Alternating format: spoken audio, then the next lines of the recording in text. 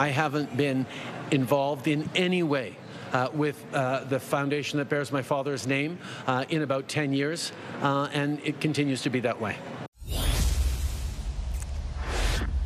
The Prime Minister there responding to what hasn't been an easy week for the Trudeau Foundation. First, most of its volunteer board of directors and its president resigned en masse. Now the Globe and Mail is reporting the foundation will audit its handling of a 2016 donation that precipitated those resignations. The donation was thought to come from a Chinese billionaire, but the Globe reports the donor on record is actually his company, a state-affiliated one at that. Just over a month ago, the foundation promised to give the donation back, but is reportedly having difficulty finding someone to cash the check. Allan Rock was Minister of Industry and oversaw the creation of the Trudeau Foundation in 2002, and he's also the former president of the University of Ottawa. Mr. Rock is here live in studio now. Hi, good to see you, sir. Thank you very much for making the time. Thank you, Vassy. I wanted to interview you today because I was thinking back and looking back onto how this foundation was created and ultimately what its purpose was. Before we get into all this controversy, let me ask you, in your role as Minister of Industry, you envisioned this as kind of Canada's response to the Rhodes Scholarship. Is that accurate? Very much so. And don't forget, at the time, which is the early part of the 2000s, the Chrétien government had put a lot of money into science and medicine and health research, but less so into the social sciences and the humanities. And there was a real feeling that we should invest in the social sciences and the humanities, and through a foundation that would honor the legacy and the memory of Pierre Elliott Trudeau. So that's what we did. And I should say, at the time when I introduced the legislation in the House of Commons, no vote was necessary on that occasion, but members from all parties spoke, and every party expressed support for the creation of the Trudeau Foundation as a great idea for Canada. And in the 20 years since, it has become known internationally for the quality of its scholars. Do you know, Vassy, we put $125 million of taxpayers' money into that foundation as an endowment. They couldn't spend it, they could only spend the interest.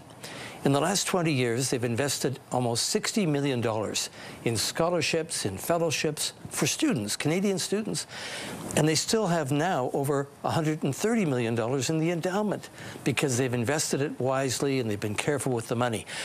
So, you know, I'm sad and frankly I'm angry at the nature of the attacks being made against the foundation these days. I was going to ask you because you seem to come to it with a lot of emotion. I can tell you're attached to the concept. So what has been going through your mind as you're kind of reading these details emerge, and then also the reaction to it?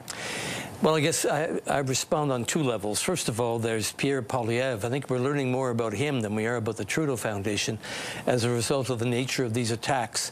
The attacks are ignorant, irresponsible, highly partisan, and typical of Poilievre and the way he does business.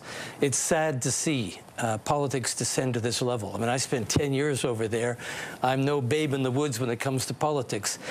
But I know a smarmy, glib snake oil salesman when I see one, and it's Pierre Poilievre. Nothing positive to offer, no vision for the country, just being critical.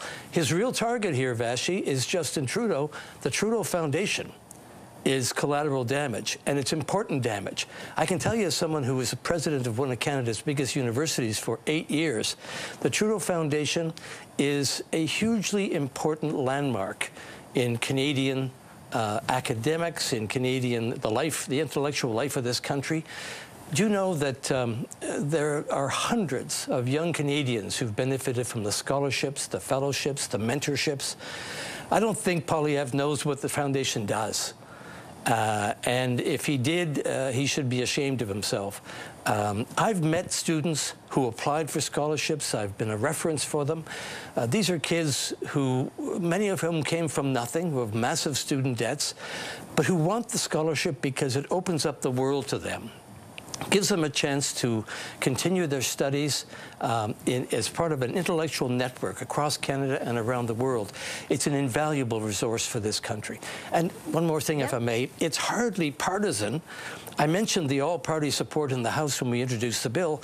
Its board of directors over the years has included Bill Davis, Peter Lougheed, Roy Romanow, hardly Liberal stalwarts. Okay, so I take your point on all that. Let me for 1 second put aside the conservative critique of this, and just as an average Canadian who read the Globe and Mail this morning, yes, and who read it 6 weeks ago on the initial reporting, and ask you, if you think there is reason for the foundation to conduct an audit, to review its practices with that donation, in particular the idea that it would come from someone, but then the record would be from a company. Like, I mean, again, as an average Canadian, not someone who is coming at it politically motivated, there does seem to be some question marks around those practices. And my guess is it would be in their best interest, the foundation's best interest, to clear the air as fast as possible. I think that's what they're doing. They've got strong leadership on the board. Ted Johnson chairs the board, and I think he's doing whatever is going to be required to clear the air and to answer those questions. But let me just say, we accepted a lot of gifts at the University of Ottawa. I was fundraising about a third of my time, and very often a gift would come in from someone, but it would actually be made by a corporation for tax reasons or for other reasons. So I don't know the details, but I wouldn't jump to conclusions about that. The other thing I would say is that as president of the University of Ottawa from 2008 to 2016, I was in China every year, sometimes twice a year, visiting the major universities. I was recruiting graduate students. I was establishing research relationships. China was regarded as up and coming in terms of the university world, and we were anxious to establish those relationships. Now, that was up to 2016. Don't forget that the current age of Xi Jinping, his aggressiveness, the wolf warrior diplomacy, that's a picture that's very different than the one that prevailed in 2016 when I went to China. Yeah, and I do think that's a very fair point, and one Morris Rosenberg made on this set as well. I think also it's fair, given the current context, for there to be some questions asked, right, about the veracity of those donations, about the veracity of the conduct at the time and the conduct right now. And like I said, removing the politics from that. I mean, I think as someone who's as experienced as you in politics, I wonder if you can understand, given the other big story going on around interference, why the questions are being asked. Of course. At the same time, I think we have to be very careful about McCarthyism. We don't want to embark upon a hysterical search of everything connected to China ever. I mean, if there are questions to be asked, fair enough. And as I said, I'm sure that the board of the Trudeau Foundation will answer those questions. We'll look into it. And do you think they should have resigned? Who? Pardon the interruption. The board, the members of the board who did. I was surprised at that.